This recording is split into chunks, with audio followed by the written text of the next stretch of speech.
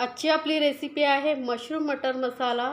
Restaurant ढाबावरती जसे mushroom मटर मसाला मिळतो तसंच अगदी घरी सोप्या पद्धतीने मी तुम्हाला कसं बनवायचं ते सांगणार। एकदा नक्की बनवून बघा, चवीला एकदम अप्रतिम लागतो। अगदी तुम्ही रेस्टॉरंटमध्ये जाऊन खाणं विसराल एवढं चविष्ट आणि सोप्या पद्धतीने मी तुम्हाला इथे बनवायला सांगणार आहे। तर मटर मशरूम मसाला बनवण्यासाठी आपल्याला लागणार आहे तिथे मशरूम। तर मी इथे एक पॅकेट मशरूम घेतलेला आहे। हे मशरूम बघा वरती थोडी डस्ट आहे, ती आपल्याला क्लीन करायची आहे। तर त्यासाठी काय करायचं आहे, मी एक सोपी पद्धत तुम्हाला सांगते ज्याने मशरूम जे आहेत आपले एकदम क्लीन होणार आहेत। तर आपल्याला यामध्ये घालायचं आहे गव्हाचं पीठ। तर 2 चमचे मी इथे गव्हाचं पीठ घालते। गव्हाच्या पिठामुळे काय होईल, आपण थोडंसं आणि यामध्ये पाणी घालूया म्हणजे जे मशरूम आहेत व्यवस्थित क्लीन होतील। थोडंसं हलक्या हाताने याला थोडंसं हलक्या हातानेच मिक्स करायचं आहे। जास्त जर हार्डली तुम्ही मिक्स करायला गेला तर ते तुटू शकतात, कारण मशरूम एकदम सॉफ्ट असतात। आता थोडंसं पाणी आपण अजून घालूया आणि अगदी 2-3 चमचेच मी पाणी घातलेलं आहे, जास्त नाही। मिक्स करून घ्यायचं आहे आपल्याला आणि हे मशरूमला पीठ व्यवस्थित लागलं पाहिजे।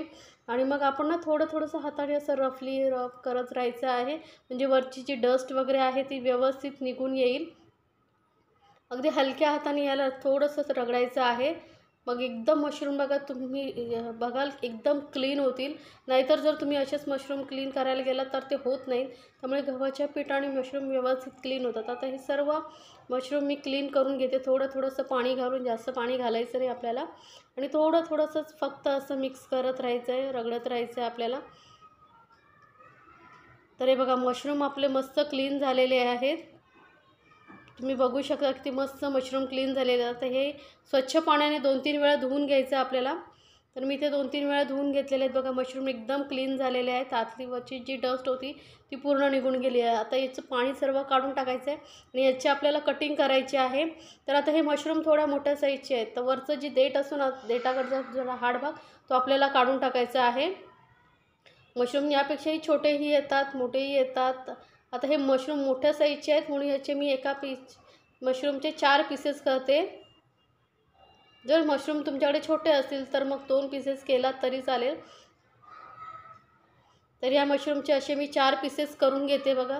प्रत्येक वेळी तो वरचा भाग जो असतो हाडवाला तो काढून टाकायचा आहे, लक्षात ठेवा। आणि एका मशरूमचे मी 4 मशरूम करून घेते।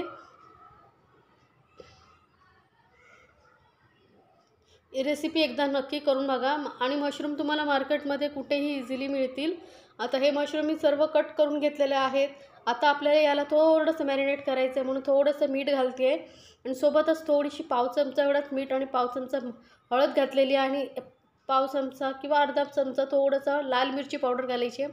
इथे तुम्ही दही घालू शकता जर तुम्हाला आवडत असेल तर। आणि हे सर्व साहित्य व्यवस्थित आपण ह्या मशरूमला चोळून घ्यायचं आहे, व्यवस्थित लावून ठेवायचं आहे। आता मशरूम आपले मॅरिनेट होत आहे तोपर्यंत आपण मसाला बनवून घेऊया। तर इथे मी 2-3 चमचे तेलामध्ये 1 दालचिनीचा तुकडा, 6 लवंग, 1 काळी मिरी आणि 1 चमचा जिरं घातलेलं आहे थोडंसं। आणि हा मसाला थोडासा जो आहे थोडासा मिक्स करून घ्यायचा, फ्राय करून घ्यायचा। त्यानंतर 2 मोठ्या साईजचे कांदे मी एकदम बारीक कापून घेतलेले आहेत बघा। जेवढं बारीक होईल तेवढं कापून घ्यायचं आहे आणि तेलामध्ये व्यवस्थित फ्राय करून घ्यायचा आहे कांदा आपल्याला।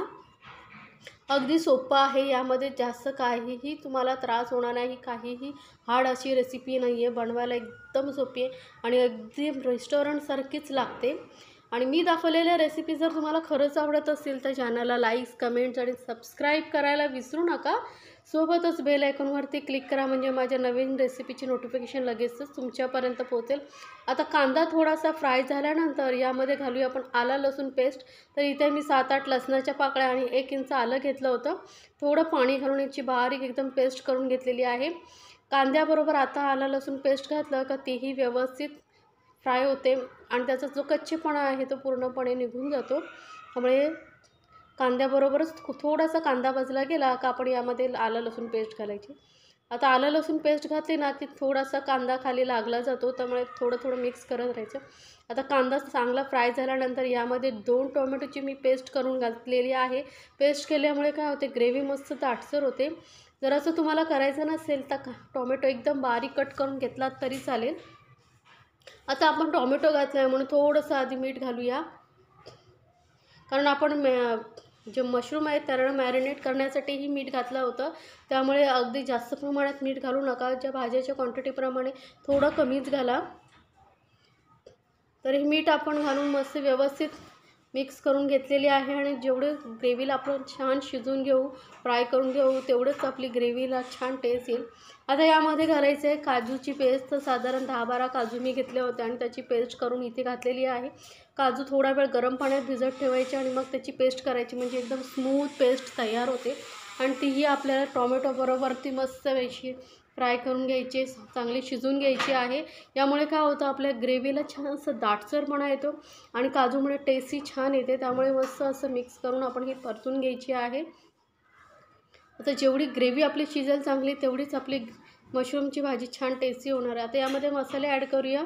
तर पाव चमचा घातलेली हळद आणि 1.5 चमचा इथे मी लाल मिरची पावडर घातलेली आहे, कारण अर्धा चमचा आपण मशरूमलाही मॅरिनेट करण्यासाठी लावला होता. सोबतच इथे अर्धा चमचा जिरं पावडर आणि 1 चमचा भरून मस्त मोठा धने पावडर घालायची आहे. सोबतच इथे मी अर्धा चमचा किचन किंग मसाला घातलेला आहे. यामुळे मस्त आपले ग्रेव्हीला छान टेस्ट येणार आहे. तर हे छोट्या छोट्या गोष्टी आहेत ना, त्या टिप्स तुम्ही फॉलो करून जर मशरूम मटर मसाला बनवला तर तुम्हीही रेस्टॉरंटपेक्षा टेस्टी मशरूम मसाला घरी बनवू शकता. आता हे सर्व मसाले आपण मस्त ह्याच्यामध्ये फ्राय करून घ्यायचे. आता सोबतच अर्धा चमचा मी छोटा कसुरी मेथी घातलेली आहे. जास्त घालू नका, मशरूममध्ये कसुरी मेथी जास्त नाही चांगली लागेल. अगदी थोडीशी, अर्धा चमच्यापेक्षा थोडीशी कमी घातलात तरी चालेल. आता तेही आपण या मसाल्यामध्ये मिक्स करून घ्यायची आहे. आता आपण यामध्ये घालूया मटार.